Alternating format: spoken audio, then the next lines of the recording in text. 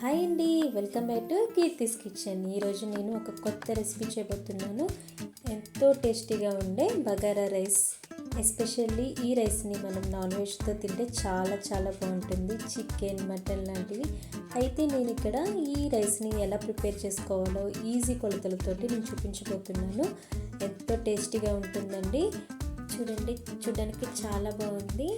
అయితే మనం ఇప్పుడు రెసిపీలోకి వెళ్ళిపోదాం. ఇక్కడ నేను 2 గ్లాసెస్ ఆఫ్ బాస్మతి రైస్ని తీసుకుని శుభ్రంగా వాష్ చేశానండి. దీన్ని మనం ఒక 30 మినిట్స్ వాటర్లో నానబెట్టుకోవాలండి. అయితే ఈ రైస్ కోసం మనకు కావాల్సిన ఇంగ్రీడియంట్స్ ఏంటంటే, నేను ఇక్కడ 3 ఉల్లిగడ్డలు, 4 పచ్చిమిరపకాయలు, కొత్తిమీర, పుదీనాను తీసుకున్నానండి. అయితే వీటన్నిటిని కట్ చేసేసుకొని పక్కన పెట్టేసుకోండి. ముందుగా స్టవ్ ఆన్ చేసి దాంట్లో 1 టేబుల్ స్పూన్ నెయ్యి, 1 టేబుల్ స్పూన్ ఆయిల్ని యాడ్ చేశానండి.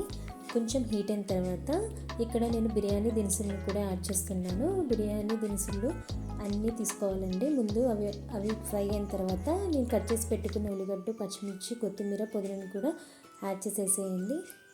తర్వాత ఒకసారి తిప్పుకోండి, మూత పెట్టేసేయండి. ఇవి గోల్డెన్ కలర్ వచ్చేంత వరకు ఫ్రై చేసుకోవాలి.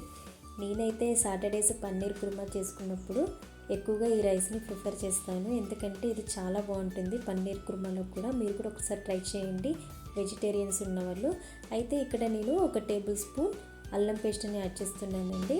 నేనైతే ఇక్కడ అల్లం పేస్ట్ చాలా తక్కువగా తీసుకున్నాను. అలాగే ఇంట్లో ప్రిపేర్ చేసుకున్న బిర్యానీ మసాలాను కూడా యాడ్ చేసేసాను. అయితే నేను ఇక్కడ బిర్యానీ మసాలాను ఇంట్లోనే ప్రిపేర్ చేశానండి.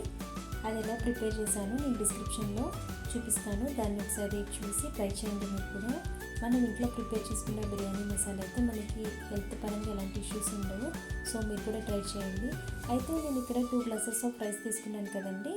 2 గ్లాసెస్ ఆఫ్ రైస్కి 4 గ్లాసెస్ ఆఫ్ వాటర్ తీసుకుంటే కరెక్ట్గా సరిపోతుంది, ఎలాంటి ప్రాబ్లం ఉండదు. అలాగే దీంట్లో ఒక 2 టేబుల్ స్పూన్ సాల్ట్ని, అదేవిధంగా మనం ముందుగా నానబెట్టిన రైస్ని కూడా దాంట్లో యాడ్ చేసేయండి. దీన్ని లో ఫ్లేమ్లో పెట్టేసి పూర్తిగా ఉడికించుకోవాలండి. ఆ తర్వాత దీన్ని 15 నిమిషాల తర్వాత స్టవ్ ఆఫ్ చేసేసి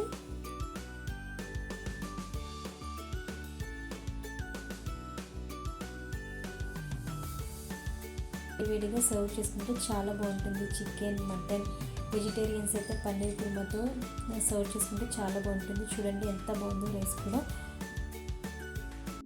మీరు కూడా ట్రై చేయండి, ఎంతో టేస్టీగా ఉండే ఈ బగారా రైస్ని. మరిన్ని కొత్త రెసిపీస్ కోసం నా ఛానల్ని like, share, subscribe to my channel Keerthi's kitchen. Thanks for watching.